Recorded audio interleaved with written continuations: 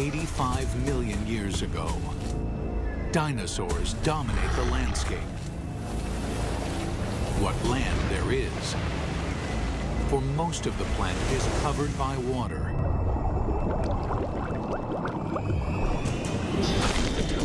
These vast oceans are a cauldron of violence, a world much more dangerous than the land above.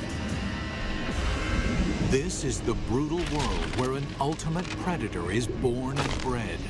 This mosasaur was the most dangerous creature in the most dangerous ocean ever. It's 45 feet long. It's the size of a Greyhound bus.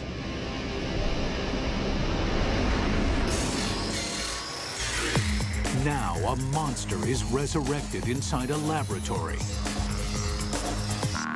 and its killing secrets revealed. This is a mosasaur, and this is a megabeast.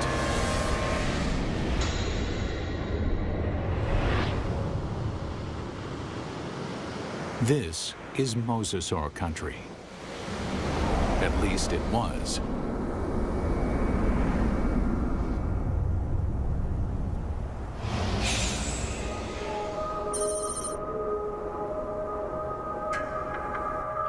Where I'm standing would have been the bottom of the Western Interior Sea about 85 million years ago. Mike Everhart is one of the world's leading experts on mosasaurs. The horizon would have been ocean for as far as you could see. The seaway stretched for hundreds of miles from where we're standing. At this time, the climate is warmer, so there are no polar ice caps. Sea levels rise until well over 80% of the planet is covered with ocean.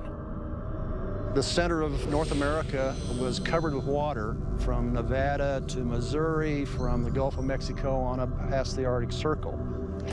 The floor of this ocean, known today as the Kansas Chalk, was created by billions and billions of nanofossils, the shells of tiny plankton that drifted down and were deposited on the seabed.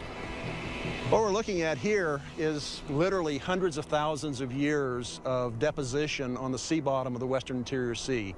What we see back here is roughly an inch per 700 years to build up that much chalk. So there's untold billions of these animals there.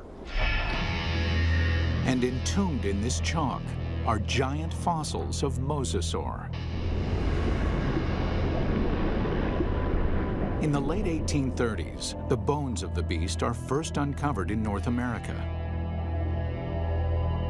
This is where the mystery of the mosasaur begins, because nobody can say just what this creature is. It is a question that first arises when a massive skull is found near the Meuse River in Holland. The first guy who looked at it thought it was part of a fossil whale. It was also thought to be the jaws of a crocodile, a giant lizard, and one person even suggested it was a dragon slain by a medieval knight. A French paleontologist described it as a mosasaur, meaning Meuse River reptile. Eventually, the American bones are matched up with the earlier fossil find in Europe and correctly identified as a mosasaur. Over the next 80 years, as scientists begin the serious hunt for dinosaur fossils, a pattern emerges.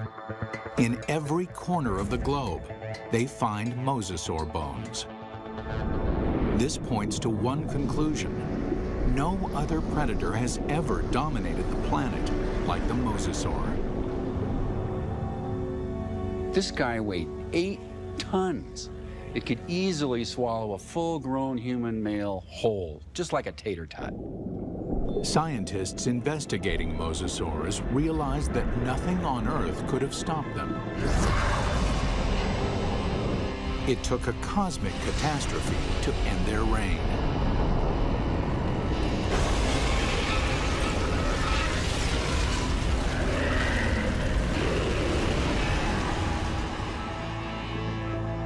As scientists explore mosasaur evolution, their investigation yields a startling revelation.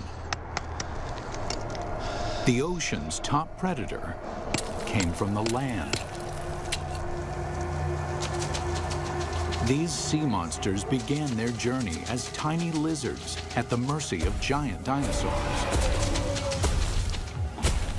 How they became colossal mosasaurs remains a mystery, until 1989, when a fossil hunter named Van Turner finds a very unusual skeleton. Turner takes the fossil to Mike Polson, a paleontologist at Southern Methodist University.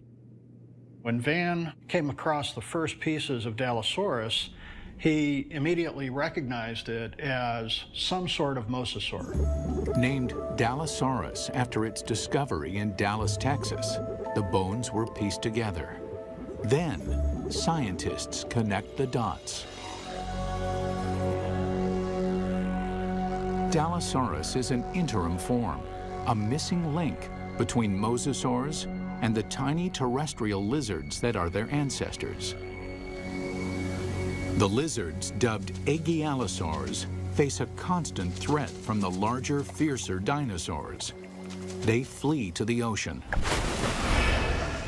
3 million years later, they evolve into Dallosaurus. Their toes evolve into webbed feet, so they can no longer function on land.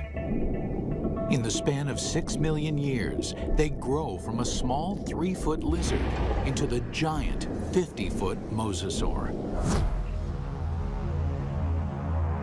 The mosasaur's development demonstrates that even in evolution, timing is everything. Warm temperatures and shallow seas create an abundant food chain in the ocean. This is a perfect environment for animals to take to the water. But these life-giving seas can quickly turn deadly, even for mosasaurs. The competition is everywhere. Everything in the oceans then would have looked very strange to us today. All the fish seemed to have been armed with mouthfuls of teeth. It seemed like everything in that ocean was a predator and just built for killing things. Like Zephactinus, a bony fish that is armed with a mouth full of long, needle-like teeth. The plesiosaurs are marine reptiles and top predators for over 100 million years. They come in 2 lethal varieties. One deals death through speed and agility. The other is a behemoth, so mammoth, nothing dares challenge it. And of course, there are the sharks.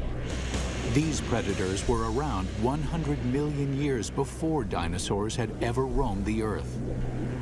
This is a tooth from a large shark that lived during this time, during the age of mosasaurs swam in this ocean. It's from a shark called Cretaceous Period, the Ginsu shark.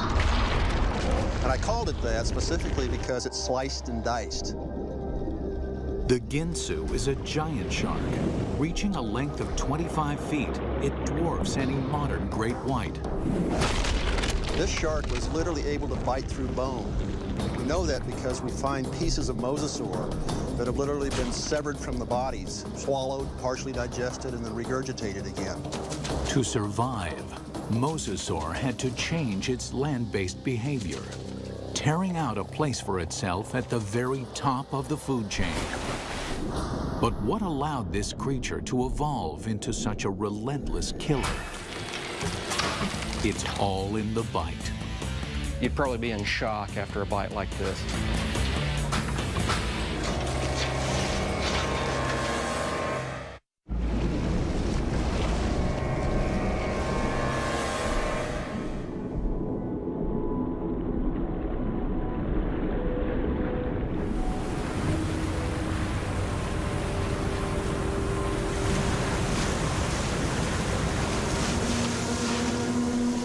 Taking her up!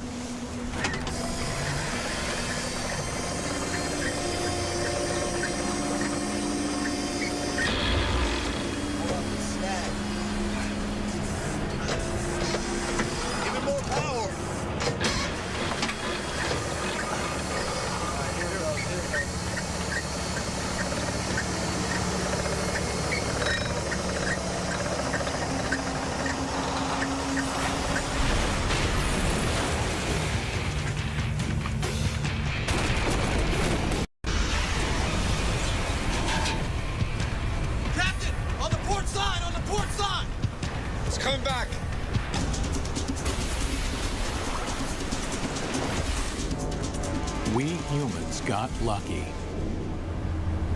We managed to miss out on the mosasaur.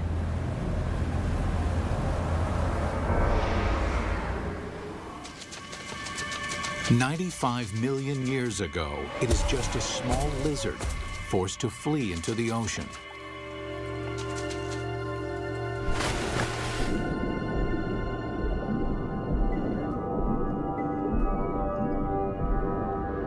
Within 6 million years, it grows into one of the most successful predators of all time.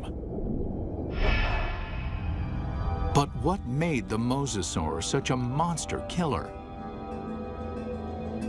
Millions of years of evolution created a perfect formula for the perfect killer. This is how you make an apex predator.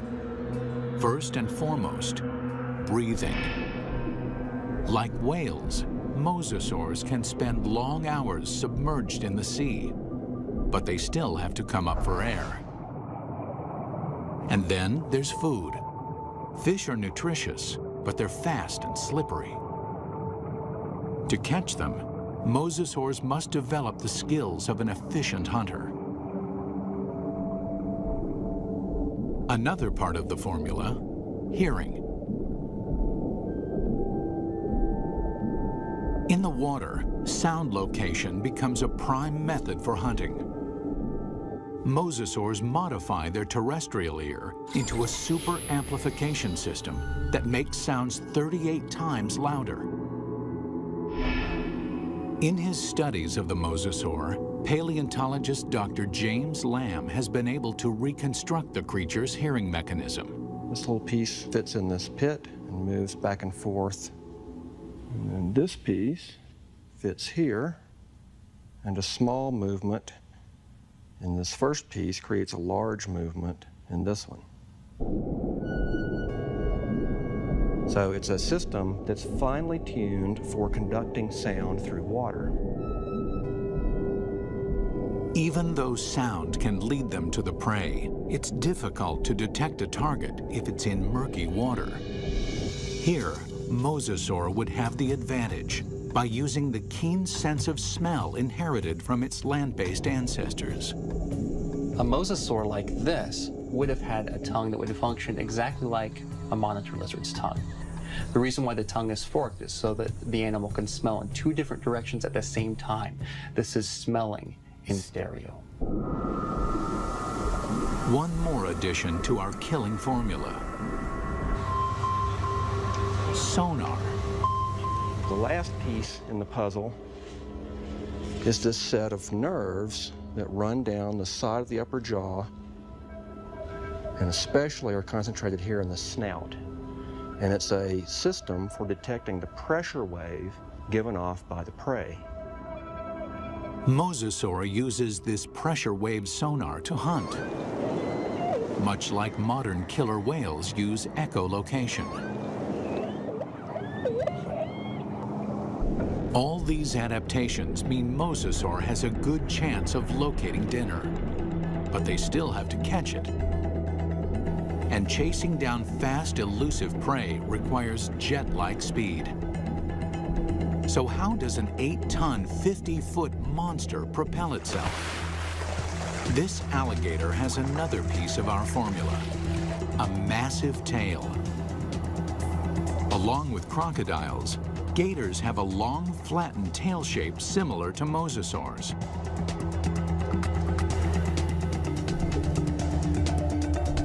They use the whip-like action of their tails to move quickly through the water. One of the things you notice, first off, when you look at a mosasaur, is fully half the length is the tail. Mosasaurs retain their terrestrial lizard shape, except for the tail, which evolves from a round, snake-like shape into a wide, flat paddle. If you look at the vertebra on the tail, they have expanded bony struts top and bottom for the swimming organ that helps them swim. Using modern gators and crocs as a comparison, scientists estimate a mosasaur can reach a top speed of 30 miles an hour. Its whip-like tail is good for quick acceleration, but not sustained high-speed chases. Fish are built to swim fast and far. Mosasaurs won't win a marathon, so they have to strike quickly.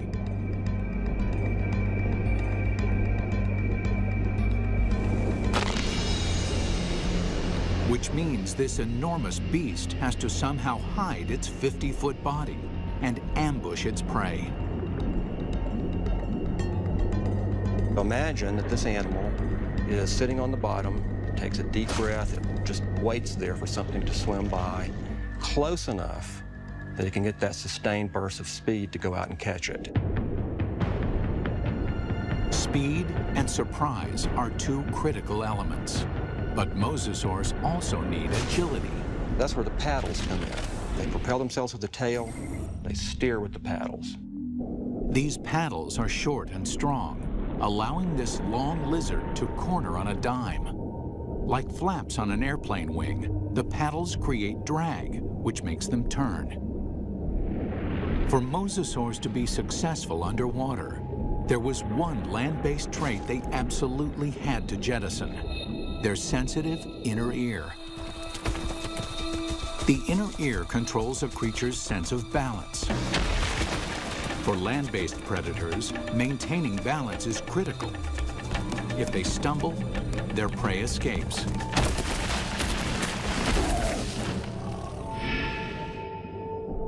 But in water, animals move in every direction, like a gyroscope. An animal with a sensitive inner ear can quickly become dizzy and disoriented. Over the millennia, the mosasaur's inner ear begins to dial down the sensitivity, allowing them to quickly twist and spin with no sickening side effects. These evolutionary refinements created a megabeast. The mosasaur can locate, chase, and catch its prey. But catching is not enough. The mosasaur has to eat. And the way that it eats is something that almost defies imagination. It's a prehistoric creature so vicious, it makes sharks seem cuddly. With jaws like steel, it's large enough to swallow a human in one bite. This underwater T-Rex is bred only to hunt and to kill. And across the oceans of planet Earth, this megabeast rules.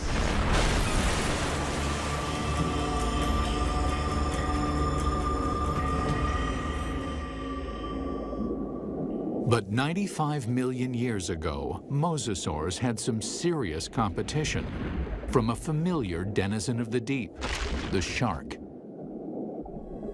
Prehistoric sharks, like their modern cousins, are vicious and durable, traveling vast distances, ripping apart any creature that gets in their way. Sharks had been around for over 250 million years when mosasaurs evolved onto the scene. At that time, the largest, fiercest shark in the water was the giant Ginsu shark. The Ginsu would have, of course, looked very much like a modern great white, a very big, heavy-bodied shark. At a length of 25 feet, the aptly named Ginsus are over 10 feet longer than a typical great white. With mosasaurs and Ginsus hunting in the same waters, one thing is certain: there will be blood. There was quite a competitive relationship going on when the big sharks and the mosasaurs were running into each other frequently. And at least at first, the mosasaurs were losing a lot. There's definite evidence that sharks attack mosasaurs. You can see right here that there are clear bite marks from the arc of the mouth of a shark that was attacking. These big sharks carved up a lot of mosasaurs. So we find shed teeth, we find bones that are severed during this time.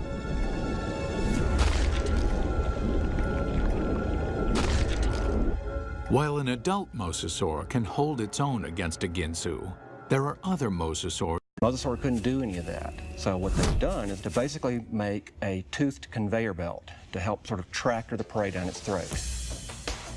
You can look at mosasaur fossils, and you can look at modern analogs that have a skull that works in a broadly analogous way. But sometimes building a model tells you something you just can't find out any other way.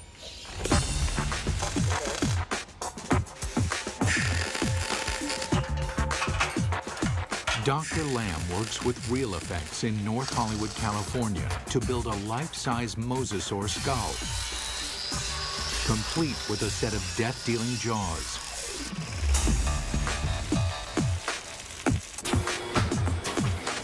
The massive steel jaws are powered by pneumatics instead of muscles and ligaments. Never thought I'd see a steel mosasaur skull, but this is very cool looking. We've got 3 pneumatics. We've got 2 operators to run it, and we've reduced it to 3 basic motions. One set of pneumatics opens and closes the jaws. One set moves it backwards and forwards. And the third set runs the pterygoids in the roof of the mouth. The pterygoids are the terminator teeth. No other ocean predator has them. A second set of teeth running down the roof of the mouth. These are a truly fiendish adaptation. They actually work independently to move the prey backwards in the throat, and also to hold it still, to pin it down as it opens its mouth for the next bite. Now we see how these jaws worked in deadly concert. The bite, the ratcheting jaw, the terminator teeth. Test 1. Find out what the mosasaur's first bite would do to any creature unlucky enough to get on the wrong end of these teeth. Mosasaurs had a really big bite. So we've got a piece of foam that would be about the same size as an 8 or 9 foot long shark, or maybe part of the neck of a long-necked plesiosaur. We're going to put it sideways in this mosasaur model's mouth and just see exactly what would have happened.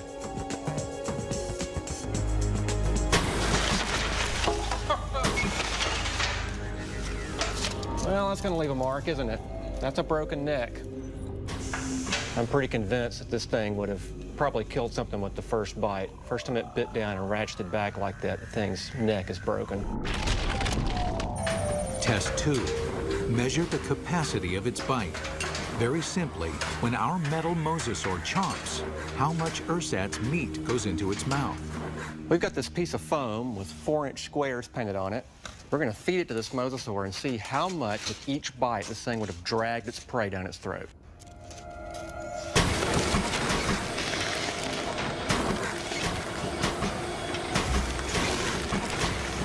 In one bite, our mosasaur easily consumes 4 feet of flesh. That means this mosasaur could eat a 20-foot animal in 5 bites. Or an adult human in a single gulp. It's not just the size of the bite. Inside the mouth, the teeth are virtual meat hooks. Dr. Lamb demonstrates with a hunk of ballistics gel, which is similar in consistency to human flesh. If you put a piece of meat in the mouth, it can't move out because the tips of the teeth grab it like a fish hook. So we're just going to see if we can put this up here on these teeth. You can't come out this way as you're caught on these teeth. The only way you can really go is further into the mouth, which is really not the direction you want to be going. And let's just see what happens here.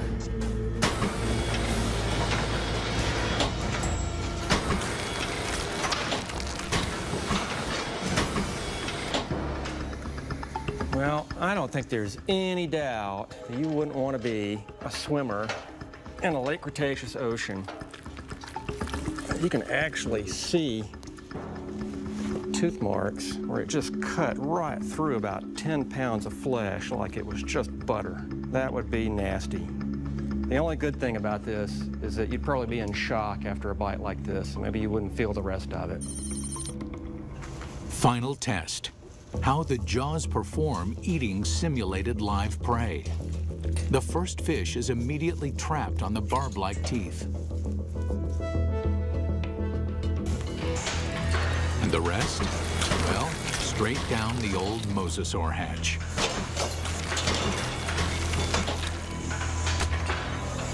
In 20 seconds, our captive mosasaur can eat 500 pounds of fish. Why? It doesn't bother to chew them.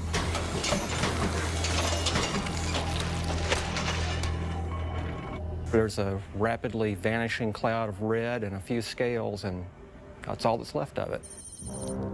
For dessert, they test an item that mosasaur never had the opportunity to eat.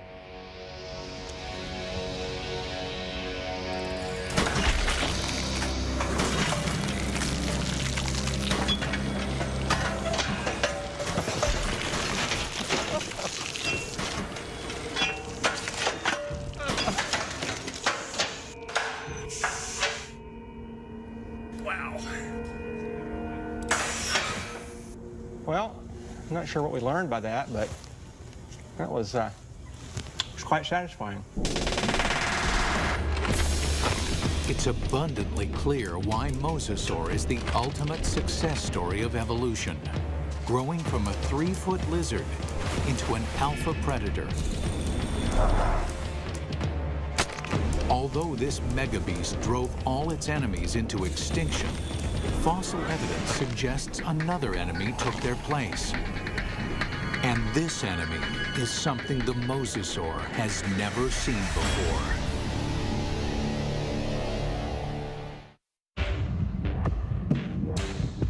From its humble beginnings as a 3-foot lizard, the mosasaur evolved into the most dominant megabeast the world has ever seen. Nothing in the ocean can kill it, let alone live with it. But the threat may have come from another direction. What we're looking at here is what I would like to call a paleo crime scene. It's a very old cold case file. Scientists studying mosasaur fossils find evidence of attacks on these giant reptiles. There's a healed bite mark here, this raised ridge. There's a second puncture wound here with this lip of reactive healed bone around it. There are 2 marks up here on the top of the skull, and it probably killed the animal fairly quickly. What animal is vicious enough to attack the deadliest creature in the sea? And we can measure the distance between those bites, and we can marry it up with the jaw of another larger mosasaur, and the teeth fit perfectly into those holes. It makes perfect sense. The only thing mosasaur had to fear may have been mosasaur itself. Experts think that mosasaurs engaged in snout wrestling or face biting to establish dominance. We see really analogous behavior in modern saltwater crocs. Almost always the males, and they're defending a breeding or feeding territory.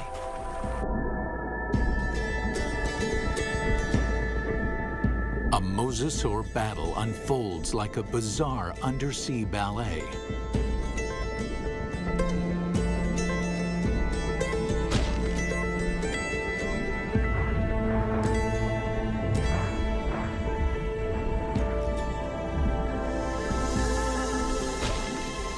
When one establishes dominance, the other gives up and swims away. This type of competition is common animal behavior. But scientists uncover something shocking in this particular set of fossils. Evidence that suggests not simple predation, but something close to murder. We've got the fossil evidence that shows that mosasaurs killed other mosasaurs, and they didn't eat them. I mean, it wasn't for food. By looking at the damage on the skull, Everhart believes that this wrestling match turned deadly. The fossil evidence shows the dominant mosasaur clamps down on his opponent's skull.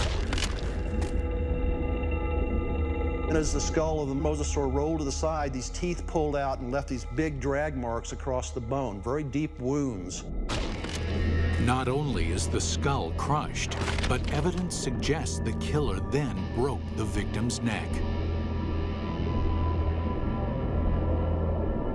We found the neck laying off like this at a 45-degree angle to the skull, indicating that it's probably broken right up here next to the brain case.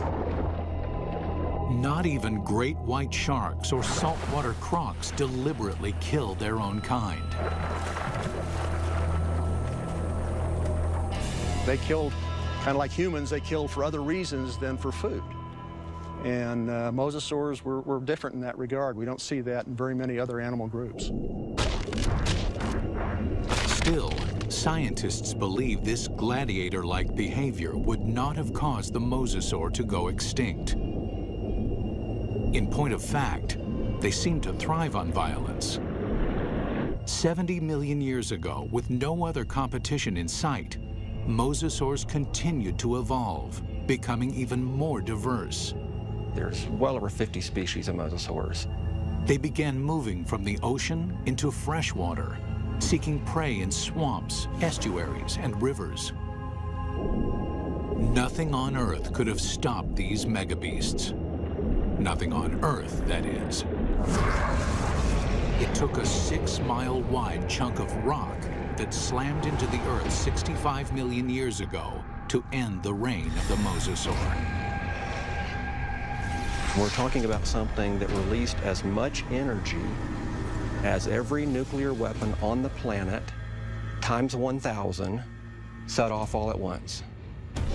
The magnitude of this blast causes a shockwave of earthquakes and volcanoes.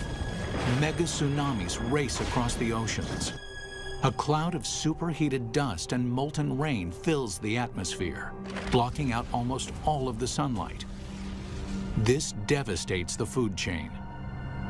75% of the species on Earth are wiped out. With its food supply drastically reduced, the mosasaur is doomed. This cataclysmic event paved the way for the development of mammals and eventually humans. But what if the comet had missed? If mosasaurs had been allowed to thrive, how different would our world be? We wouldn't have any whales, or dolphins, or porpoises, or seals, or sea lions. The oceans and all its fish would belong to the mosasaurs. Bring her down. Fishermen would find very little to catch, if indeed there were humans on the planet at all. These would be very ferocious, very hungry, active marine animals that you wouldn't want to share your ocean with. It's fascinating and frightening to contemplate what might have been had these megabeasts survived.